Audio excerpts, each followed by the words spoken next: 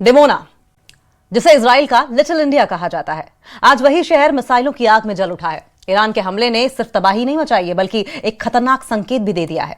Nuclear reactor से महज कुछ किलोमीटर की दूरी पर इस अटैक ने दुनिया को सोचने पर मजबूर कर दिया। क्या अब बिना एटम बम के भी न्यूक्लियर तबाही मुमकिन है? समझिए इस हमले का असली मतलब क्या है।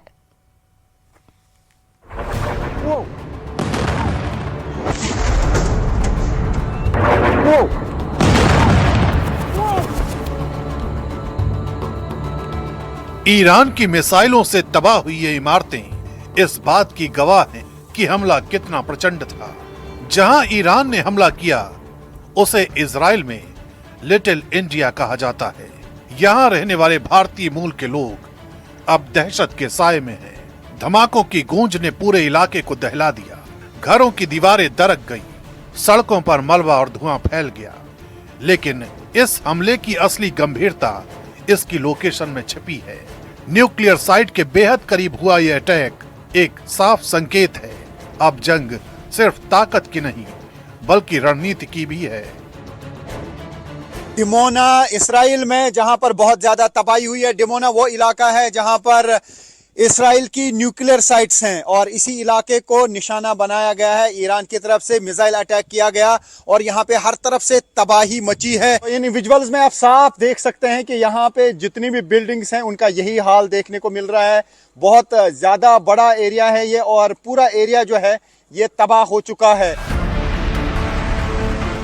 जहां हमला हुआ वो जगह इजराइल के न्यूक्लियर रिसर्च सेंटर से 13 किलोमीटर दूर है। सिर्फ 13 किलोमीटर। यही इस हमले को साधारण से असाधारण बनाती है।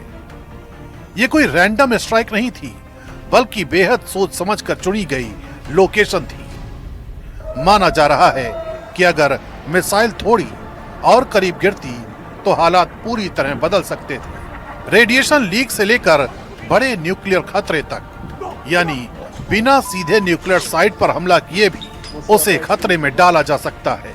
यही इस रणनीति का सबसे खतरनाक पहलू है।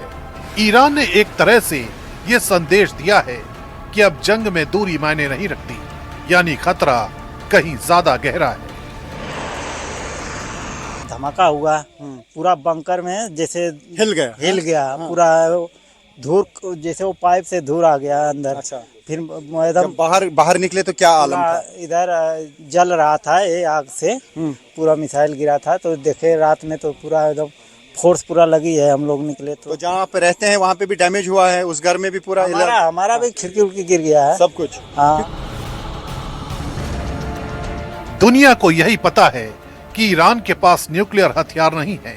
वो गुपचुप तरीके से उन्हें बनाने की कगार पर है। इसी दलील के साथ अमेरिका और इजराइल ने ईरान के साथ जंग की शुरुआत की। लेकिन ईरान ने बता दिया है कि उसका सब कुछ तहस नहस हो जाने के बाद भी वो दुश्मन को किस हद तक नुकसान पहुंचा सकता है। ईरान के न्यूक्लियर एरिया को निशाना बनाया गया। उसी लैंग्वेज में अब ईरान की तरफ से जवाब दिया गया और निशाना बनाया गया डिमोना को। डिमोना वो जगह है जहां पर इस्राइल का न्यूक्लियर प्रोग्राम चल रहा है। इस्राइल की न्यूक्लियर साइट्स हैं। हालांकि ये स्पॉट काफी दूर है वहां से जहां पर न्यूक्लियर साइट है, लेकिन इलाका वही है, एरिया वही है। हो सकता है कि उसी स्पॉट को निशाना बनाने की कोशिश की गई हो और निशाना चूक गया हो। ईरान ने इस हमले के बाद यह भी बताया कि भले ही वो न्यूक्लियर हथियारों से दूर है, लेकिन इजराइल के न्यूक्लियर ठिकाने उसकी जद में हैं और उसकी मिसाइलें किसी भी वक्त इजराइल के डिफेंस सिस्टम को चकमा देकर विनाश की नई लहर ला सकती हैं। यही वजह है कि इस हमले को सिर्फ एक सैन्य कार्रवाई नहीं, बल्कि एक स्ट्रेटेजिक चेतावनी के तौर पर देखा जा रहा है।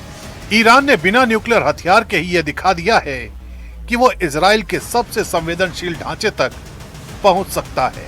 और अगर किसी तरह ऐसा हो गया तो क्या हो सकता है, ये भी आसान शब्दों में समझ लीजिए।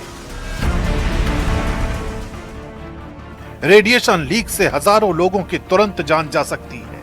आसपास के शहर लंबे समय तक रहने लायक नहीं रहेंगे। पानी, हवा और मिट्टी जहरीली हो जाएगी कई सालों तक।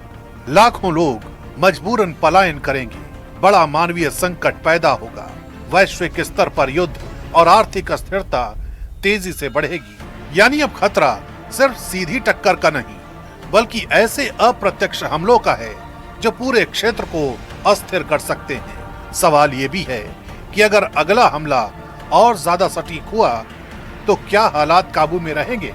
यही अनिश्चितता सबसे बड़ा डर बन चुकी है और इसी डर के साए में अब पूरी दुनिया एक नई तरह की जंग को जन्म लेते हुए देख रही है।